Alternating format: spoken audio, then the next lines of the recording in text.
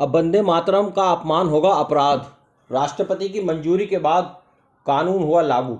राष्ट्रीय गीत वंदे मातरम का अपमान करना अब एक अपराध माना जाएगा। लोकसभा और राज्यसभा से वंदे मातरम बिल को मंजूरी मिलने के बाद आज मंगलवार 11 अगस्त को राष्ट्रपति द्रौपदी मुर्मू ने भी इस विधेयक को मंजूरी दे दी है, जिससे अब यह कानून बन गया है। इस कानून के लागू होने से राष्ट्रीय गीत वंदे मातरम को जानबूझकर गाने से रोकना या उसमें बाधा डालना अपराध माना जाएगा। इस बिल से इसे वही कानूनी सुरक्षा मिलेगी जो अभी तक राष्ट्रगान को मिलती आई है। राष्ट्रपति की मंजूरी के साथ ही राष्ट्रीय सम्मान के अपमान की रोकथाम संशोधन बिल 2026 अब कानून बन गया है। यह कानून वंदे मातरम को राष्ट्रीय गान जन गण मन के बराबर का दर्जा देता है।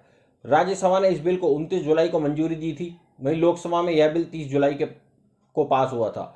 अब राष्ट्रपति ने भी इस विधेयक को मंजूरी दे दी है, जिससे अब यह विधेयक कानून बन गया है। केंद्रीय गृह मंत्रालय ने बताया कि 15 अगस्त को स्वतंत्रता दिवस समारोह में पहली बार लाल किले की प्राचीर से वंदे मातरम गाया जाएगा।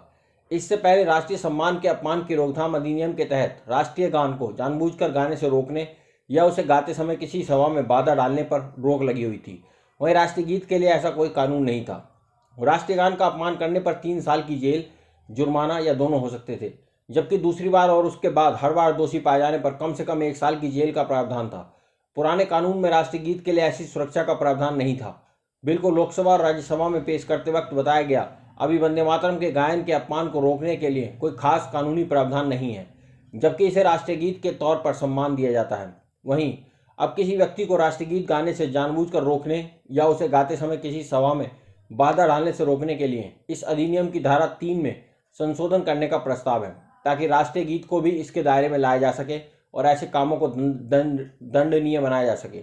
बिल में आगे कहा गया कि संविधान सभा के अध्यक्ष डॉक्टर राजेंद्र प्रसाद ने 24 जनवरी 1950 को कहा था कि बंकिम चंद्र चटर्जी द्वारा रचित गीत वंदे मातरम, जिसने भारतीय स्वतंत्रता संग्राम में ऐतिहासिक भूमिका निभाई थी, को राष्ट्रीय गान जनगण मन के बराबर सम्मान दिया जाएगा और उसका दर्जा भी उसके बराबर होगा।